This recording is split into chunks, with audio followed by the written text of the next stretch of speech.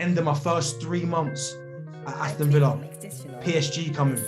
Oh, Darren, we want you to, obviously, I've just kept Villa up, scored 9 goals in 15 games or something. Darren, like it was Ancelotti, calls my agent, we want Darren to come to PSG. We couldn't agree personal terms, and obviously I won't give you the figure, but he was trying to offer me the same as a right back. And I said, well, hold on, I've just scored like 40 goals in the last 2 seasons. Like, I know it's unfortunate, but it was only at half-time when I'm walking off the pitch and the ref goes to me, Daz, did the ball hit the beach ball? And I went, well, yeah, I think so. And he went, oh, no. And he started panicking. You can see the panic in his face. Baddie texting me, had to tell her it's not that deep. It's not that deep. She come with me, she roll with me, her nails on fleek. Nails on fleek. It's not that deep. It's not that deep. It's not that deep. It's not that deep. It's not that deep. It's not that deep. Your Baddie, keep it cool, please.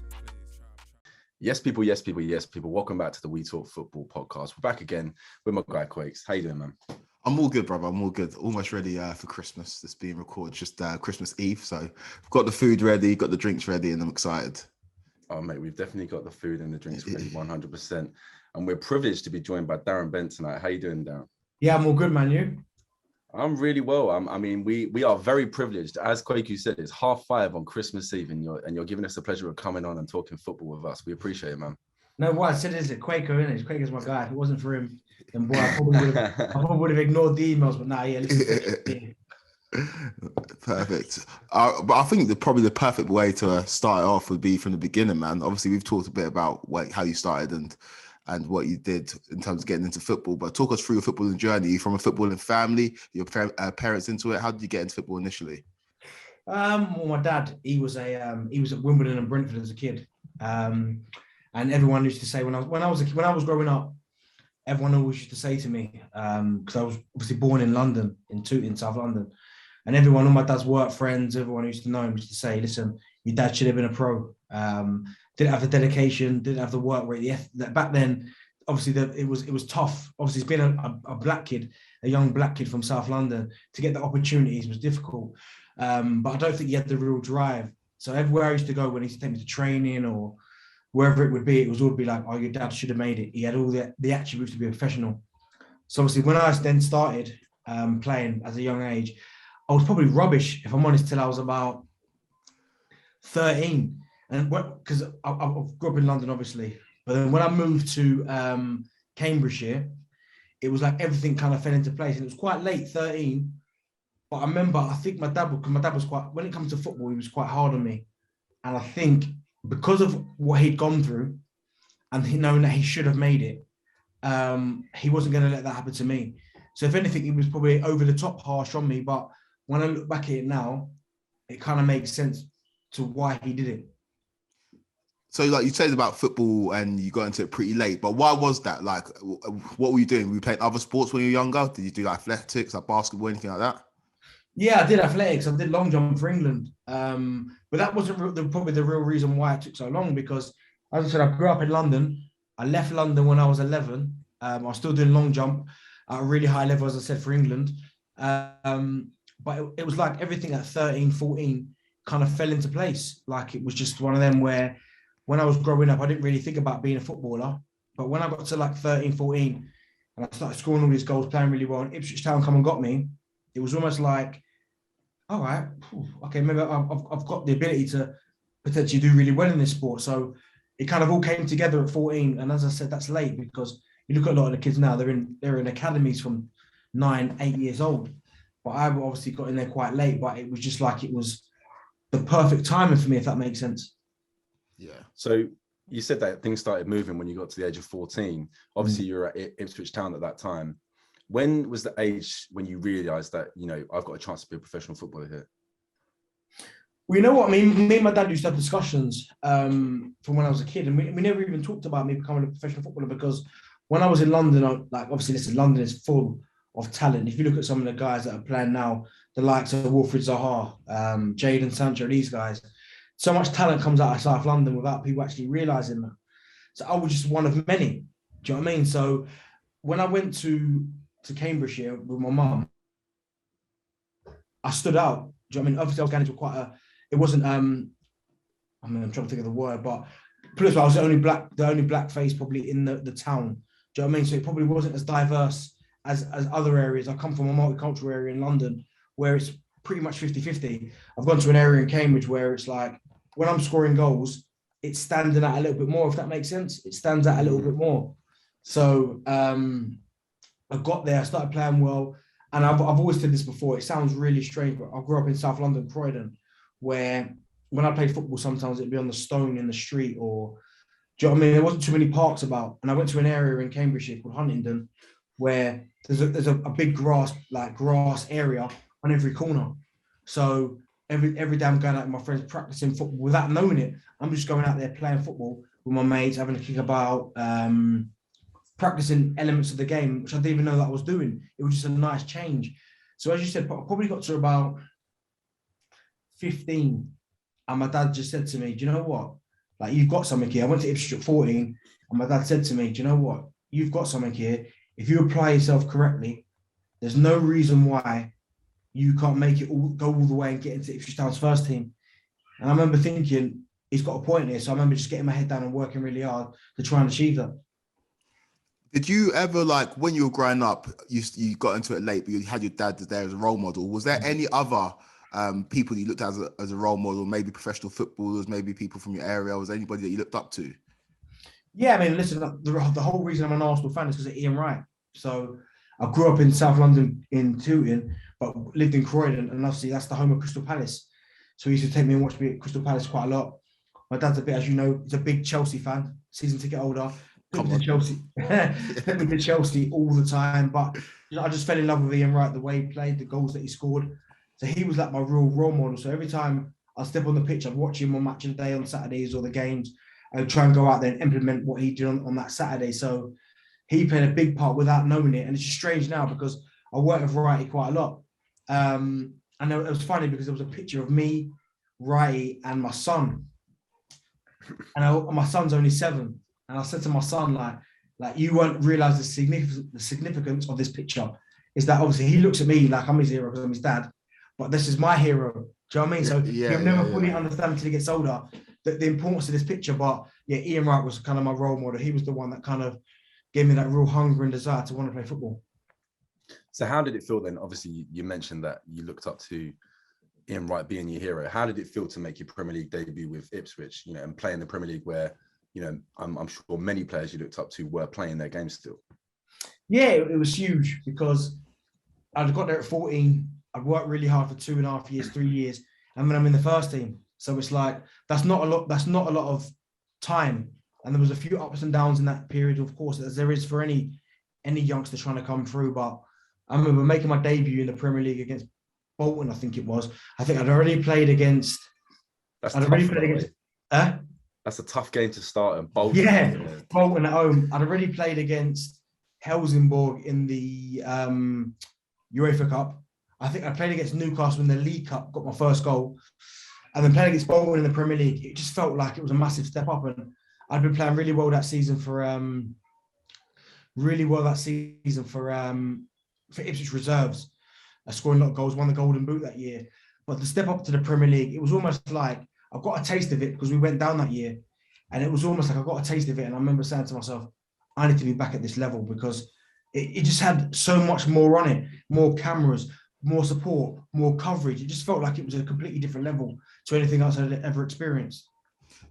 So you went down, like you mentioned there, you went down to Ipswich and you played 3 seasons in the first division as it was back then, then became the Championship. And it was really in like your 3rd season in the Championship where you hit 20 goals, where you really found your feet. So do you feel like going down and taking that step down, maybe going down to the Championship, helped you when you finally did move to Charlton and play Premier League football? Yeah, it did, because as you said there, I think I hit 18 in all competition my first season. And I remember thinking that was a really good return, 18 in my first full season. I was thinking that's decent. But I think it was like 13 or 14 in the league.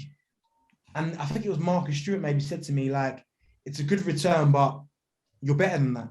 And I remember thinking, what does he mean? I just hit 18 goals in the season. But as I got older, I understood what he meant. It was more about league form than the actual cups and things like that. So as you said there, I hit the ground running, scoring goals consecutively every single season. And obviously, I think it was my 3rd or 4th year before I left was when obviously I had my best scoring season. I played really, really well. We probably should have got promoted, but we didn't. But by then, I remember at the start of that season, my very final season for Ipswich, I think there was a number of clubs trying to buy me. And I remember saying to Joe Rowe, who was the manager at the time, he convinced me to stay. And I said, well, listen, I'll give you one more season, because I felt we were more than good enough to go up to the Premier League. When we lost to West Ham in the playoffs again, I went, you know what? Enough's enough. Because I'd seen the likes of Colton Cole come out the Championship, go to the Premier League, Dean Ashton, Premier League, Bobby Zamora. So I'm looking at these guys thinking, I'm getting left behind here. I need to get to the Premier League. And obviously, at the end of that season, I said that was enough. Yeah, I mean, I'm a West Ham fan, so I'm sorry you had to be at the the other end of that. Then you did us twice. Yeah, exactly. Yeah. I was going to lead on to that later, but we've addressed it now. But I mean, obviously, that prompted like a £2.5 million move to Charlton eventually, and then in your first season, you hit 18 league goals. How did it feel, leaving your, or I say, boyhood club in Ipswich and coming back to London in Charlton? Do you know what? It felt like the perfect landing spot for me, because, as you said, we'd lost to West Ham twice in the playoffs twice. Both times in the season we've been leading, couldn't quite get it over the line. And to be fair, when you looked on paper, West Ham probably were the best side in that division. They probably should have gone up automatically anyway. So it was a bit of a killer. But when I spoke to Alan Curbishley, I went and looked around Charlton, spoke to the manager about what he wanted from me. It felt like the jump wasn't as big, because I had chances to go elsewhere, but I just felt like it was kind of a smooth transition, if that makes sense. Going from Ipswich to Charlton felt like it was the right move, like established Premier League club, good football club. And also, I mean, the key things for me was when I spoke to Alan Curbishley, he said to me, I'm not buying you to be part of the squad, I want you to play. I'm buying you to play. So I think that was kind of what, other than Alan Curbishley being a great guy, I think him saying to me that he bought me to play, that really sealed the deal for me. And obviously that was the 05-06 season. You spent a couple of seasons at Charlton. I feel like that's how you came to prominence. That's how we come to know Darren Bent from Charlton. And that prompted a big money move to Spurs. Obviously, you've already told us you're an Arsenal fan. How was that? How was the decision-making process when it comes to signing for your boyhood club's biggest rivals? Well, it was one of them where, when I was growing up, I looked at Spurs, because Arsenal was so superior to Tottenham. Even though they are rivals, it didn't really bother me, because I looked at Arsenal, their rivals are Man United, Chelsea, Liverpool. Tottenham were just like a team that they used to beat all the time. So it didn't really kind of resonate with me as such. But I mean, listen, I've said it on countless times. If Charlton hadn't gone down that second season, I wouldn't have left. I was captain. I was more than happy there. I love the club. I love the supporters. I love my teammates. But ultimately, I'd got to a point where I'd got in the England squad. I couldn't take a backward step. I had to keep moving.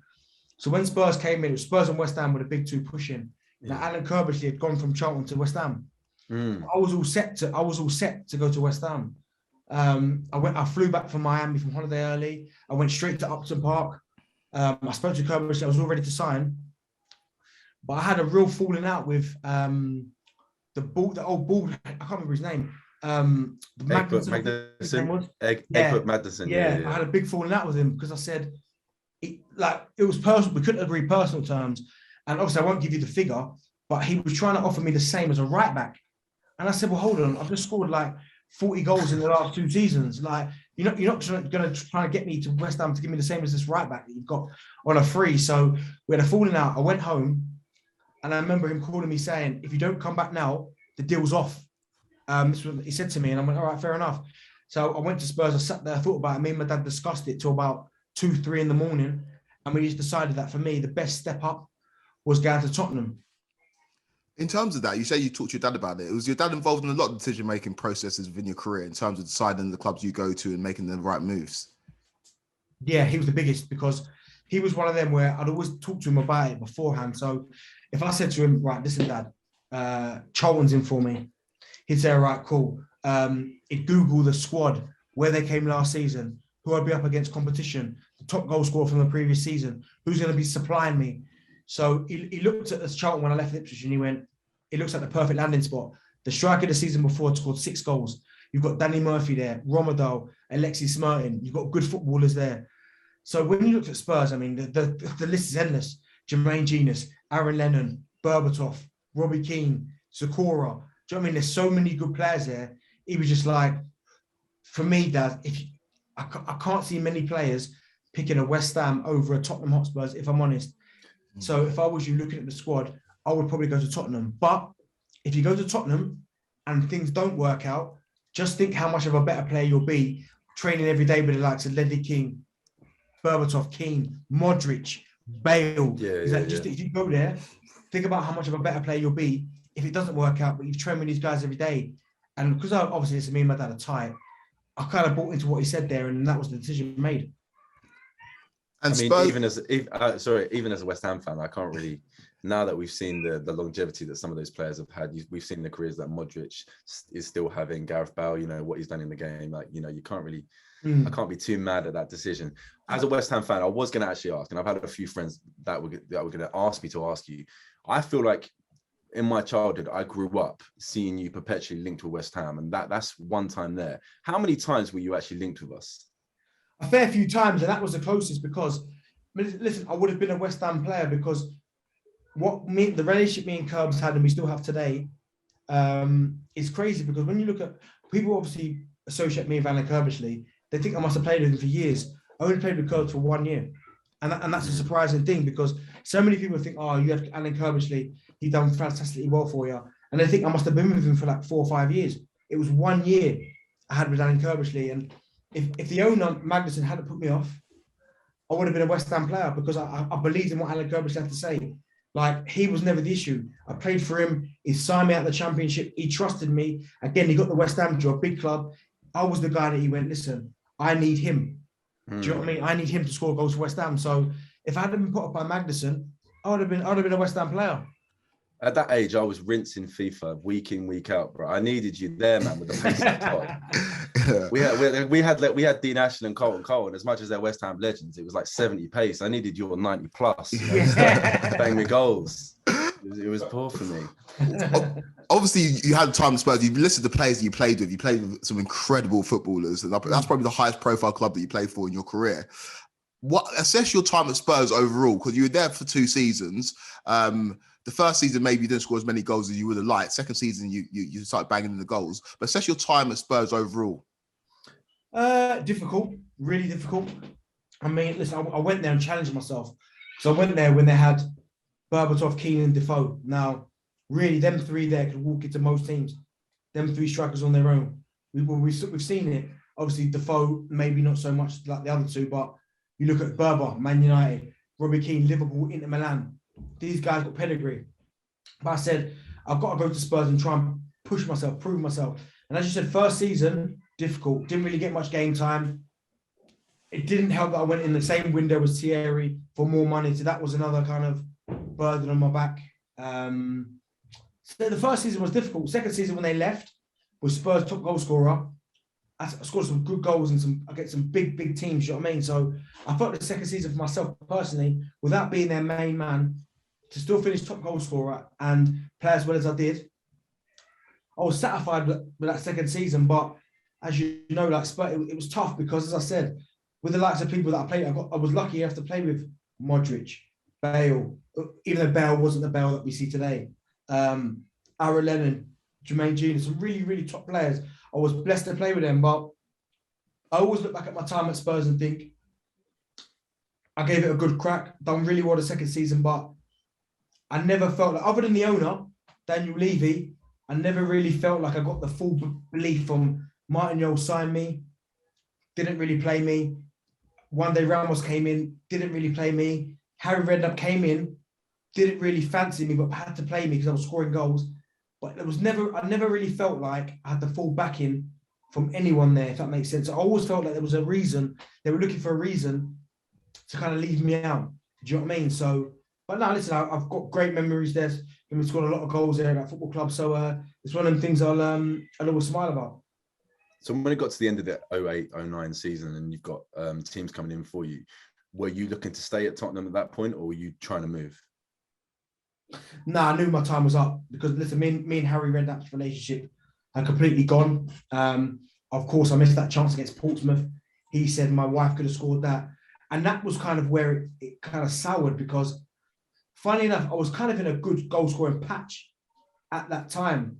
So when I missed that chance and he said that, I thought, you cheeky Do you know what I mean? Like, because what makes it worse, the following week after I missed that, we were 2-0 down against Bolton. I scored 2.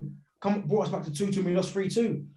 But from that position there, our relationship just completely soured, like completely went. I mean, even though I scored a lot of goals for him, it was never ever the same after that. So the moment the end of the season come, I just said to my agent, and I spoke to Harry. Harry was trying to get Crouchy in. I spoke to Steve Bruce. Steve Bruce just said to me, I want you to come and play for Sunderland.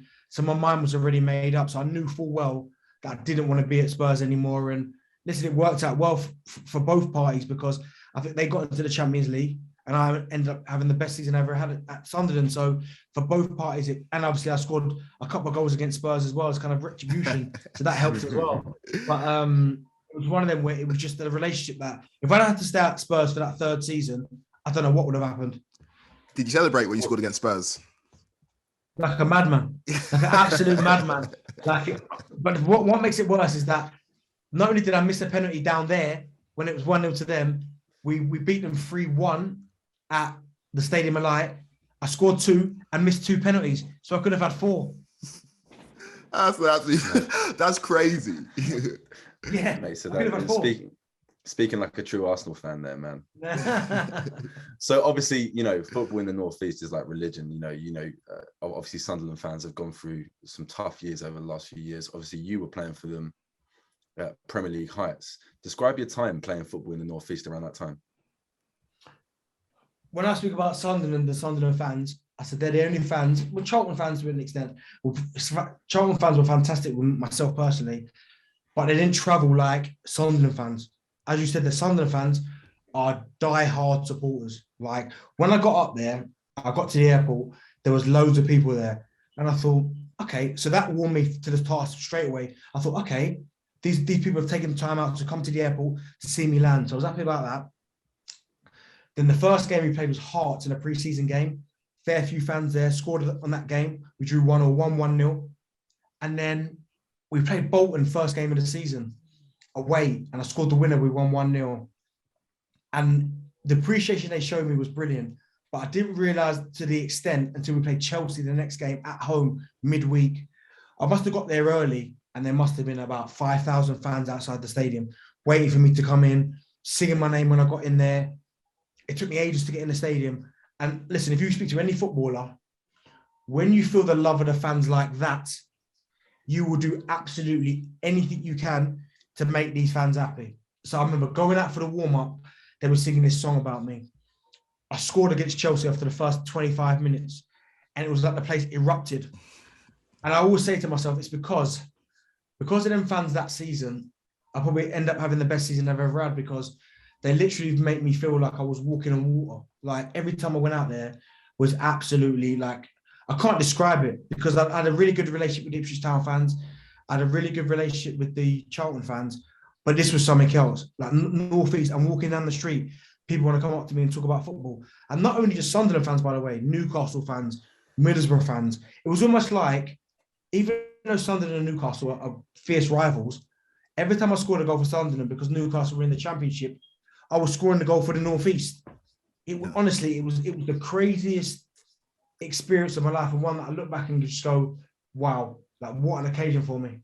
What was the just a quick one? I know Craig has got a question to ask you, but what was the biggest derby that you played in? Was it Arsenal versus Tottenham in North London, or was it Newcastle versus Sunderland?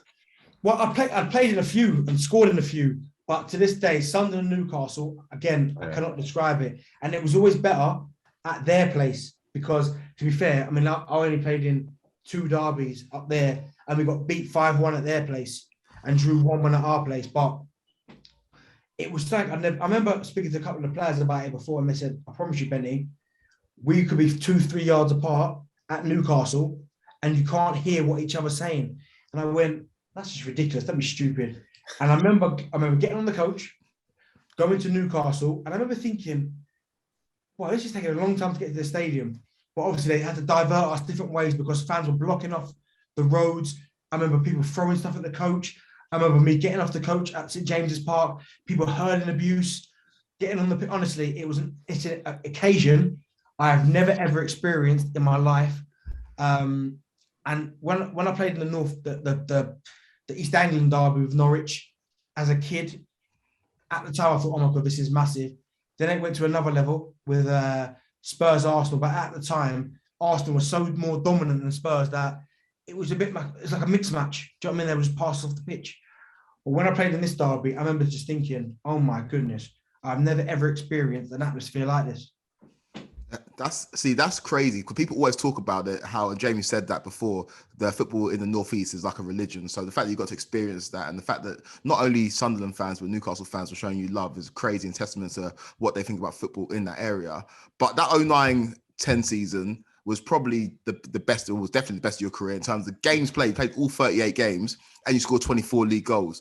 And the season, maybe for you, ended with a slightly bitter taste because you didn't get selected for the 2010 World Cup squad, Fabio Capello squad. I was looking at the stats and I was looking at the players that went ahead of you. When you look at maybe Jermaine Defoe, who had a decent season, scored 18 league goals. Wayne Rooney had his best season of his career, scored 26 league goals. And then you look at, not to disparage these players, Peter Crouch scored 8 league goals. Emil Heskey, I love Emil Heskey. He's an underrated player. Scored 3 league goals. Those players went ahead of you.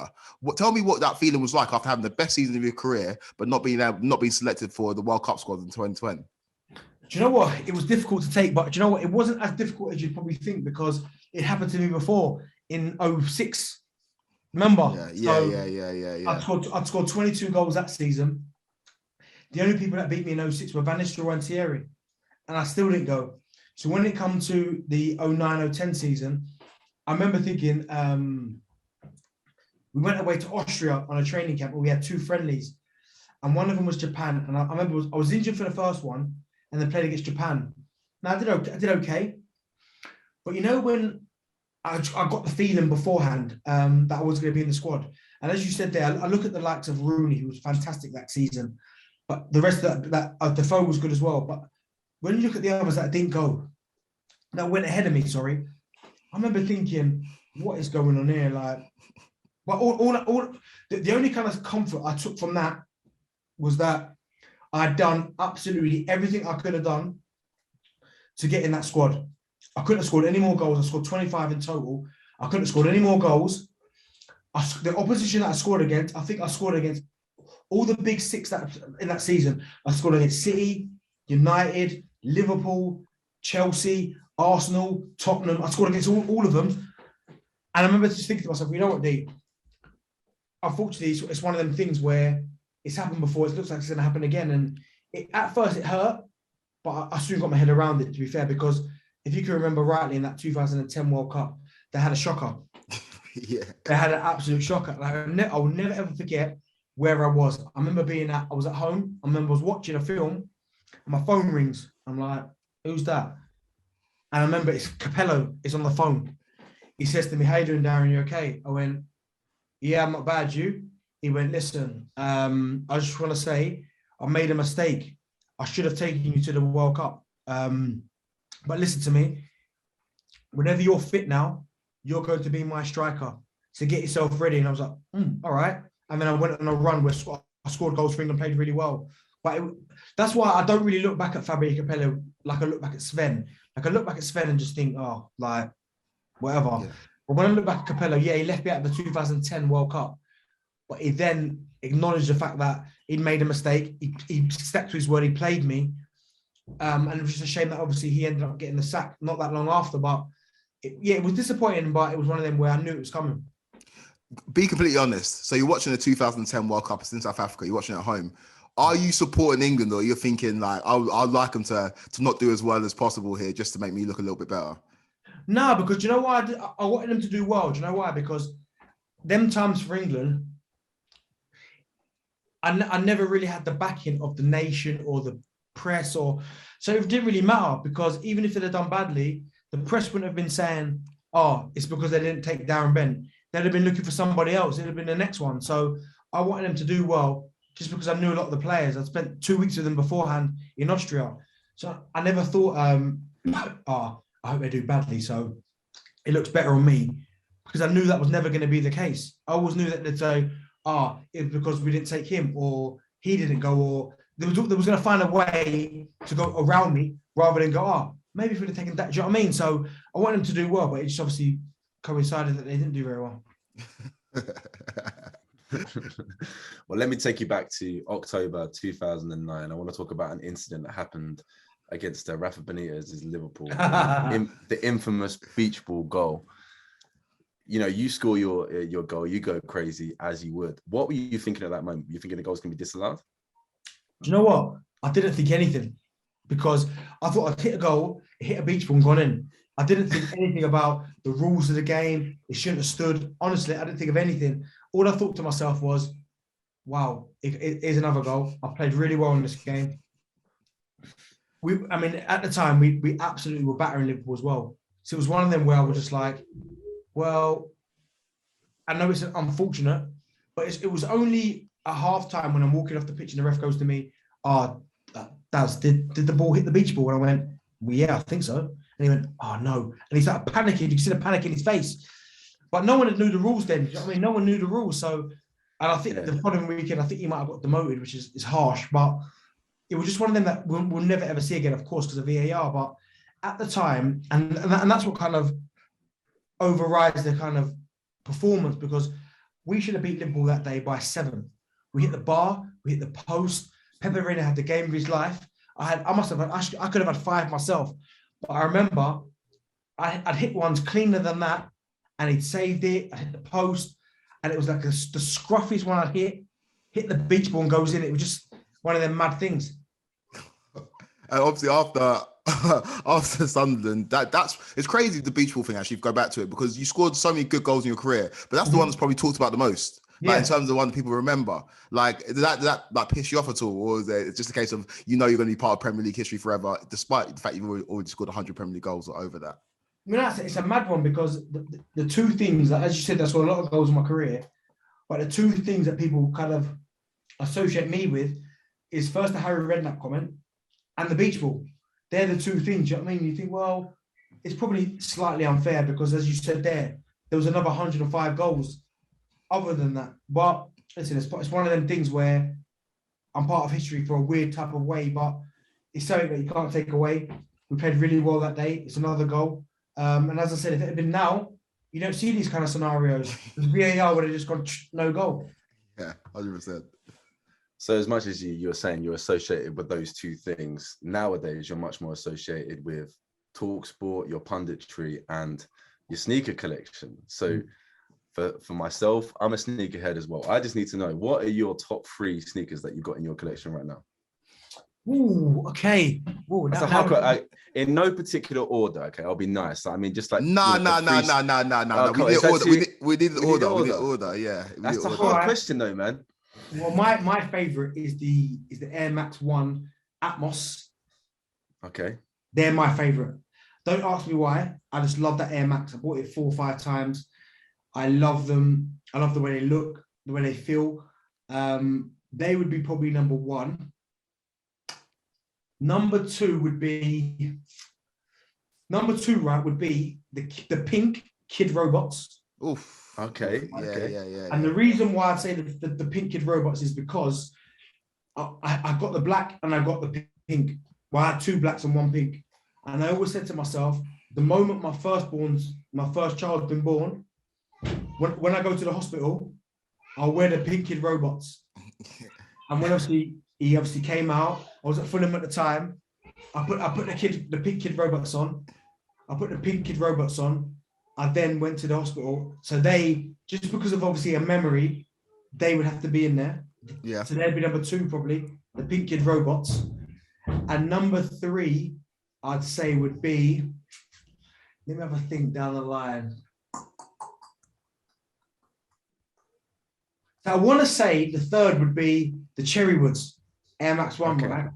Okay. But part of me wants to say, and this is going to sound strange, Reebok Classics, right? Yeah, they're staples, man. They're staples. Can't be angry at that. And the reason why I say that is because back in the day when I was a kid and I first started out on the kind of sneaker journey, my dad bought me a pair of, do you remember when the first red and blue classics came out, the symbol, red and blue? He bought me a pair of them, and I remember just thinking, like, idolizing them, didn't really want to wear them, put them up on the shelf because I was like, oh, you know what? I want to wear them, but I don't want to mess them up. So I've got a pair in my collection of Reebok Classics. that I've never touched, right, from years ago. And because of what it means to me, and my dad buying me that kind of first pair, what they kind of symbolize of where he was when I give it to him, he gave it to me, sorry. I'd probably say classics would be number 3, you know. Ooh, That's an okay. interesting option. Because I've never seen you bust Reeboks. Like it's normally Nikes. It's normally Yeah. Nikes. It's normally just Nikes. You know what it normally is? And listen, obviously I wear a lot of, and I probably get slated for it, but I wear a lot of hype beasts because I wear a lot of hype shoes, you know what I mean? Because I get them like relatively easy. But them trainers like the classics or the TNs, I've got loads of TNs. They kind of hold kind of more sentimental value in terms of my dad was the one who bought me the TNs. He bought me the classics. Do you know what I mean? He was the ones who bought me them. So from like a sentimental value, they probably mean more to me anything because of the memories I get. I can even tell you, my dad bought me my first pair of TNs when we played Southampton away in the under-19s for Ipswich. What TNs were they? Wow. The black and gold. The black and gold wow. ones. Like the original was blue, then Yeah. it was silver and blue, then it was black and gold. And he bought me the black and gold. Now I can remember getting off the coach, him running up to the coach, oh dear, I've got a present for you, under-19s Ipswich, giving me them, and then me going obviously to back to Ipswich on the coach. Now when I think about them stories, they will always hold a kind of a really high place in my heart, do you know what I mean? Because of the memories. But of course, if you were talking about actual sneakers in terms of like the red Yeezys, the Marty McFly's, Back to the Futures, of course they're not on the same level. But from a personal perspective, you won't be able to beat them. What have you got a pair of Red Octobers? I've got Red Octobers, yeah. I've got Red Octobers. I've got the Black Yeezy. I've got the Platinums. The resale for the Red Octobers are an absolute.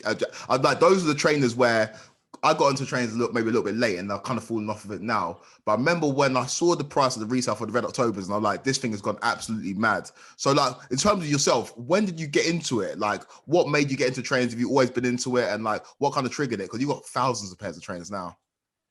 Yeah, it's my boy James Else. Back in the day, when I was at Ipswich, he used to come with his Air Maxes. Now I was kind of stuck in footballer mode where, oh, what you went on them Nike Air Maxes for? Give me the Pradas or the Louboutin ones. What are you giving me them for? Do you know what I mean? Not even Louboutin ones, because this was way back, so it'd have been Prada and Gucci or, do you know what I mean? Or something like that. And I was like, what you got them Nikes on your feet for? Get them off. And I remember him saying to me, because he was at Air Max 1, like not. And I remember him saying to me, okay, you just wait and you'll see. And I remember, I'll never forget it. I remember just keep going. Then I started to buy, that Star Wars released a collaboration, probably back in 2009, with the Star Wars. But even before that, I remember just thinking, boy, I wouldn't mind a pair of them Air Maxes. And I started to collect from there. I started to go. And obviously, he had the plug. So he was getting me everything from retail. So it probably started, I'd say, probably about 2005. Yeah. See, that's way back then. Maybe even a little bit before that. See, that's insane that, like, because that was before the sneaker culture, I think, kicked off. Obviously, being a footballer and being in and around it, like, you guys got stuff first. And I remember, like, the trainers that I liked was because I saw my footballers, my favorite footballers maybe wearing them. But I think that sneaker culture in this country probably kicked off in, like, 2009. So the fact that you were on it before, you must have so many trainers now. I don't even know, where do you store them? Well, do you know what? In my old house, I converted the whole the loft. And I had, I promise you, I probably had about 2,500 pairs, but I had sections. So I'd like Adidas over there, New Balance, Puma, Reebok, Asics, Diadora, Nike. Like I had absolutely every trainer you could think of, I probably had it, right? But I remember I got to a point where I went up there, and this was kind of the turning point before I got to jump back on it again. I got to the point, I went up there and I was looking at some of the best ones out there. It might have even been, do you know the green pattern, the green pattern's the original. Yeah, right? yeah. I went up there and the air bubble had burst and the sole was starting to turn yellow. And I went, like, what am I doing this for? Like, why am I doing this? So, and then started to auction off a lot of my collection. And when I said auction off, I remember a guy flew over from Paris to buy, he bought off me a Red October, the Back to the Futures, the Paris Dunk. Yeah, wow. Paris Dunks. And it was another shoe as well, another big shoe. Like he flew over, bought them off me in a car park of a pub. He met me in a car park of a pub. I gave him the shoes, he bought them. and he flew back. So I was and that was it. But then about 3 or 4 years ago, I remember I started to buy 1 or 2 more again, and then the bug just came back, and now I'm back into it again. It's mad. That's mad. I mean, life after footy. Obviously, we've spoken at length about your trainer collection, talking about having thousands, of course. When you got to the end of your career, what did you see yourself doing? Was it always punditry, or did you look at going into coaching? You know what? I did a little bit of both, but I quickly realised that coaching wasn't for me, and I was doing quite a lot of media stuff before I retired. Because right at the very end, I was at Derby. Yeah, and probably the start of my final year. I mean, of course, I didn't know it was going to be my final year. We played Port Vale in pre-season, and I hit a penalty. I scored a penalty, and I ripped all the ligaments down the side of my knee, which put me out for 4 months. Now, as I said, I didn't know this was going to be my final year. So I remember Rams TV was just starting up, so I started doing a lot with Derby TV. I was doing a little bit with Sky anyway. I started doing a little bit with TalkSport and other platforms, just doing little bits and bobs. So I ended up being on Rams TV every single week. And then I got back in, I think, January. And then at the time, Derby were doing really well. I think they were 4th. And I remember having a conversation with Gary Rowett, and he said, listen, I can't get you back in because the team's going really well. I don't want to upset. And listen, I fully understood, but he went, listen, obviously, I know you live in Birmingham. Burton's down the road. They're in the Championship. They need a goal scorer. Nigel Clough is he's part of the Clough family. Do you know what I mean? Yeah. It's like royalty. He really wants to take you down there. What are your thoughts? I went, well, listen, anywhere I'm going to play, I'll go. I didn't really want to move home again. I'd been to Brighton a couple of years before. So I went to Burton for the last part of the season. Obviously, ultimately, Burton ended up going down. It was difficult for them, to be fair. So I got to the end of it, and I had a decision to make. Now, I either try and keep playing again, or I go down the media route. And I spoke to 1 or 2 clubs, and what I didn't want to do was just hang on for the sake of it. I wanted to I knew already in my head that I wasn't the same player that I was a couple of years ago. I couldn't do the same things. You know what I mean? I didn't have the same in my legs like I had before, and that was quite tough to take. So I spoke to TalkSport, and they were like, listen, we'd love to have you on the station. If you kind of announce your retirement on TalkSport, then maybe we can come to some kind of arrangements. I went, all right. And then obviously it just so happened that I started doing a lot with Sky, more with Sky, more with various platforms. And it kind of just went from there, really. I mean, at first I went from maybe once or twice per week, maybe, or maybe once or twice a month, doing bits and bobs. To all of a sudden, well, now I'm 6 days a week. Do you know what I mean? So 6 days a week. So for me, when I think about longevity, I probably made the right decision. Although it's tough to take, something I've been doing as a kid from when I was 8 years old playing football. I had to think about the future. Do you know what I mean? I wasn't the same player.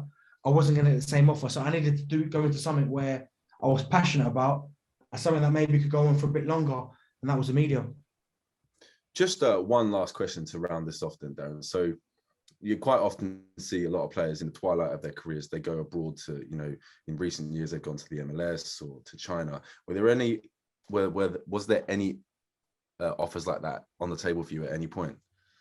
Do you know what? The offers that I wanted always came at the wrong time. At the wrong time. So I had an offer to go to the MLS when I was these are the offers I had. Probably the main 3 that stick in my head. So I just had that season for Sunderland. Galatasaray come in and say, listen, we'll give you whatever you want to come. Wow. Obviously, I couldn't go to Galatasaray. I'm just 1 season at Sunderland. I can't go. End of my first 3 months at Aston Villa. PSG coming. Oh, Darren, we want you to. Obviously, I've just kept Villa up, scored 9 goals in 15 games or something. Darren, it was Ancelotti, calls my agent. We want Darren to come to PSG. Can't go because obviously I've just got to Aston Villa. And I think the first one might have been the MLS, but it might have been when I left Tottenham to go to Sunderland. I was only 26, That's too young early, to go to the MLS. So they always came at the wrong time. And when you look at some of the players that went over to the MLS in their twilights of their careers, like Bex was all right, Drogba did really well, but Lampard and Gerrard weren't really great. And I think as I got to the end of my career, I think the MLS kind of changed their policy because they said, well, rather than we getting these players from Europe who kind of over the hill just to get their last payday, why don't we start developing players from here and then selling them on? So it just wasn't the right time for me for any of these moves. Yeah. That move to PSG would have been mad. Who would you Oh, have it'd been have been playing with at that beautiful. time? Say again? Who was in the PSG squad at that time? I don't even know. That's the thing. I don't even know. But I remember it was the end of my first season at Villa, and in charge was Gerard Houllier and Gary McAllister. But Gerard Houllier had to step down because he got ill. Gary McAllister left, so the club was in kind of limbo. So they couldn't just let me walk out the door. Do you know what I mean? After 3 months, so it was a bit like, just the wrong time. Yeah, well, that's the thing. Like James said, seeing you at PSG would have been absolutely mad. But when you see players go abroad, sometimes it does go well and sometimes it doesn't. So for everything happens for a reason. And like at Villa, you've got a good rapport of the fans there because you kept them up in your first half of the season. So everything happens for a reason. Darren, man, I appreciate the time. You've done us a favor. Like James said at the beginning of the video, it's New Year's Eve. Oh no, Christmas Eve even. And you've given us 45 minutes of your time, man. So I massively appreciate it. No worries, man. No worries at all. Yeah, appreciate it, man. Quaku, in the meantime, where can they find us, man? You can find us on Instagram at We Talk Football Podcast. You can find us on Twitter at WTF Podcast 90. We're on Apple Music. We're on Spotify. So make sure you like this video and subscribe to our channels. Cheers, guys. And it's Darren Bent. You know where to find Darren Bent. Cool. Catch you next week. Nice one. Baddie texting me, had to tell her it's not that deep. She can't